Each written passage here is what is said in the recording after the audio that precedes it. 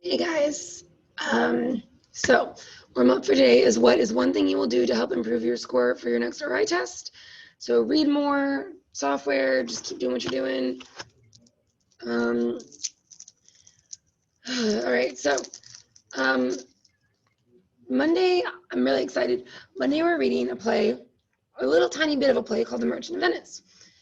Now, The Merchant of Venice was written by Shakespeare, so 400, more than 400 years ago. Um, kind of a big deal. So um, we're going to be kind of going over the basics of the play so that the excerpt that we're going to read makes sense. And we're going to talk about who Shakespeare is, why do we learn about him, and how the heck do you read what he wrote. So it's going to be a lot really quickly. I promise I'll try to make it interesting. We're going to be watching a lot of videos on Monday, and maybe today if I have time.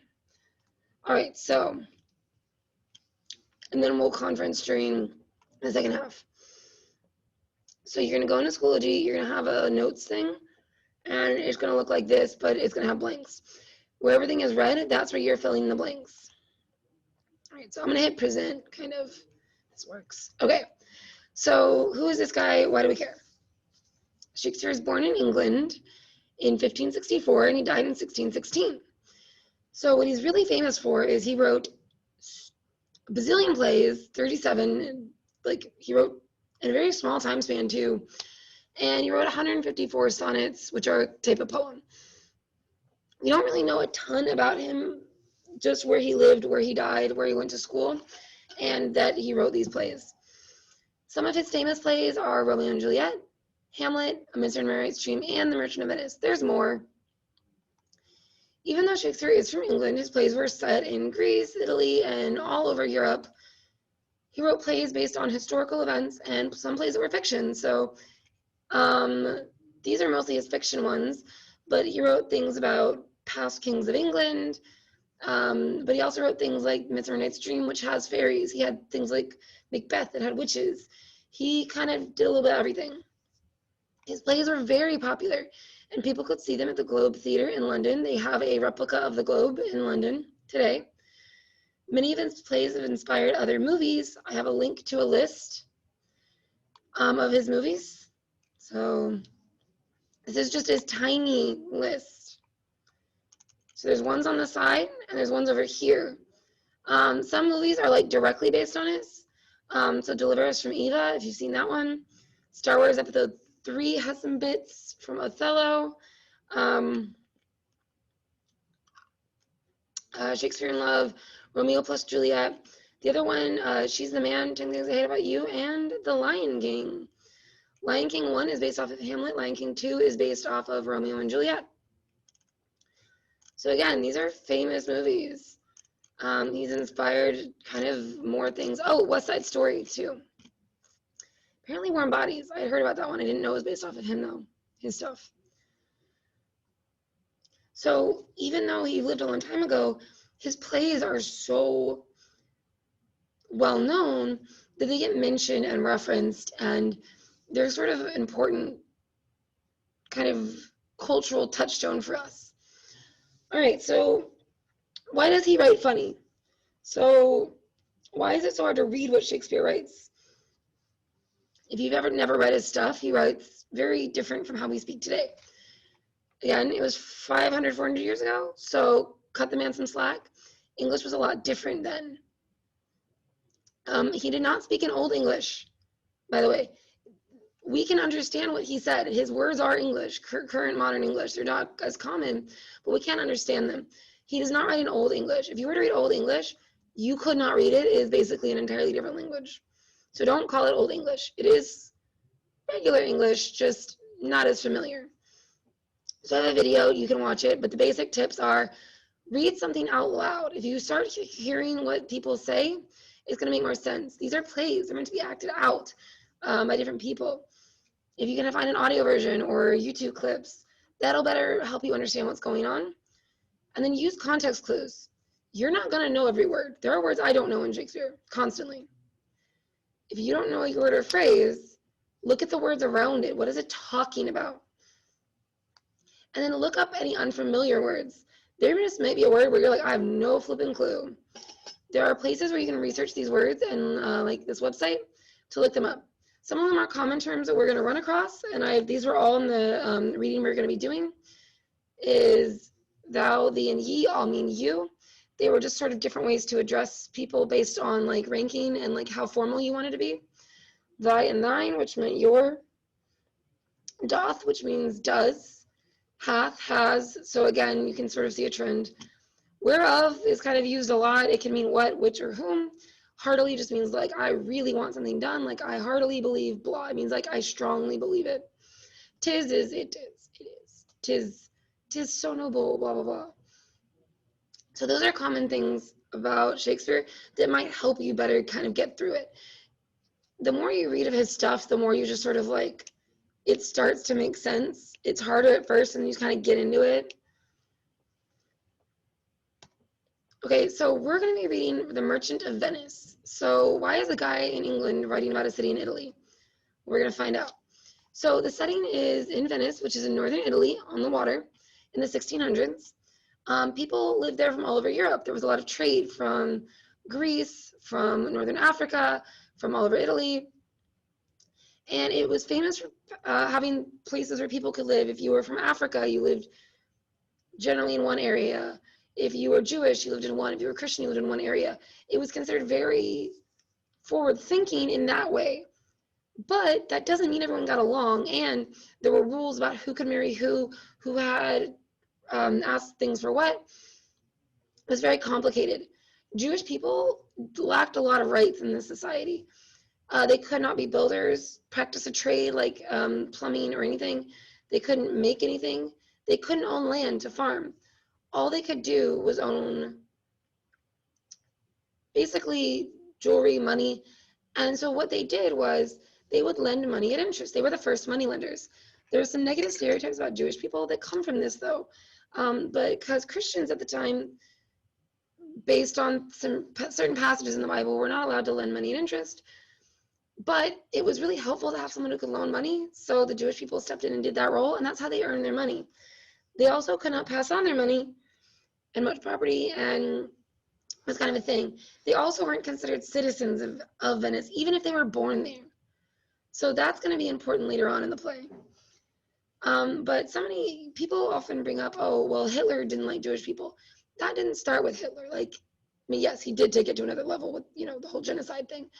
But disliking of Jewish people goes much further back and comes from a lot of superstition and sort of semi-racist things, sort of, and religious differences. And it's been around for thousands of years. Christians and Jews have not gotten along, or did not get along. Okay, so in the play, these are the 5 main characters we're going to care about. We have Antonio, who is Christian and he's the merchant.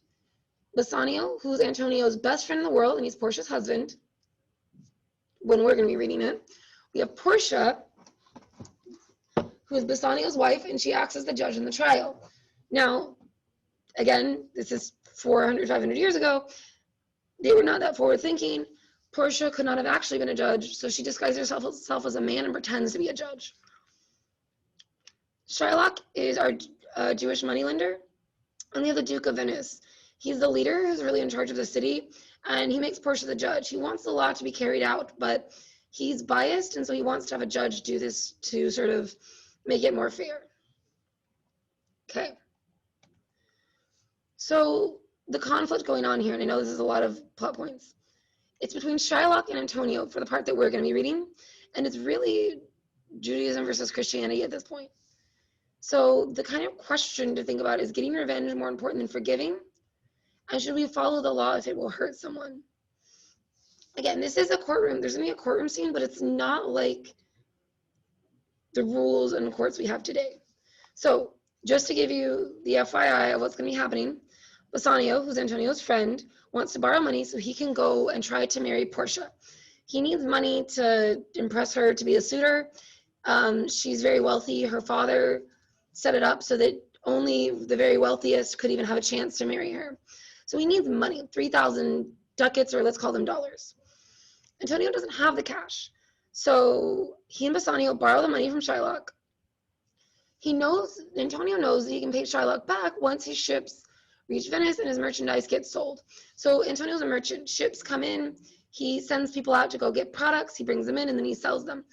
He's waiting, he spent a lot of money, and he's waiting on his shipment of goods to come in. But they're not there yet, which is why he doesn't have the money. So they go to Shylock, who's well known. Shylock offers them a loan, and initially he offers it at 0 interest, and Antonio scoffs at the idea because he doesn't want to be seen as a friend to Shylock. So they work out a bargain. Instead of interest, if Antonio cannot pay the price of the loan, Shylock will get a pound of his flesh. Like, flesh. Shylock and Antonio have a huge, long history of just hating each other. So this seems like a not great idea. Antonio has treated Shylock terribly. He spits on him, he kicks him, he calls him names, he calls him disbeliever, he calls him Satan. Like, the list goes on and on. So it seems like why would you come to Shylock for money? Again, play. So Bassanio eventually is successful. There's a whole subplot going on. This play is super long. Bassanio wins, marries Portia, but right after he gets married and he goes to tell Antonio he's married and he's all excited, we find out Antonio's ships have crashed and he can't pay back Shylock. Shylock demands the pound of flesh when the loan is due from Antonio's heart. So again, there's a pound of flesh. He gets to pick where it's from his heart. So that's what he wants. Now, eventually, they go to court, and Bassanio is like, wait, I'm married to Portia. Everything that's hers is now mine, because, back then. And he offers to pay back the loan. He gives Antonio 4 times the money of what Shylock loaned them, so $12,000. Shylock doesn't really care at this point. There's been some stuff that's happened that's pissed him off further, so he wants that pound of flesh. So they go to court, and the Duke of Venice can't decide in this, so he grabs this judge. The judge somehow gets lost in one of those things that happens in Shakespeare plays, and Portia's very curious because she's not met Antonio. She's been kind of locked up in this castle thing. She wants to meet her husband's best friend. They have a very Antonio and Bassanio, a very intense relationship. So Portia's kind of looking to see what this is all about. So she acts as the judge because she wants to help her husband and the guy that helps her marry her husband, but she's also kind of wanting to see what's going on here. So Portia disguises herself as a man and pretends to be the judge. And yeah, it's really obvious she's not a dude, but again, this is Shakespeare. It fools people. Just roll with it. So the main conflict in our excerpt is going to be, can Portia convince Shylock to destroy the bond and take something else instead? Can she convince him to maybe honor the spirit of the law, but not the letter of the law, like how the law is written? And how will she save Antonio, her husband's best friend in the world? So that's what we're going to be reading about. So that's the gist. Take your notes. I'm going to be showing some videos. I have a quick one. Actually, no, the bell's about to ring. I'll link some of the videos into Schoology so you guys can read them. They're intense. Even if they don't make sense, look at the emotions going on. Look at the feelings behind the words. You don't need to know every word. That's not important in Shakespeare. Don't worry about that. What's important is getting the main plot line and the emotion that's being expressed in the words. That's why Shakespeare's amazing. That's why we still come back to his stuff, is the emotions. All right? So, I'll let you go. Good luck.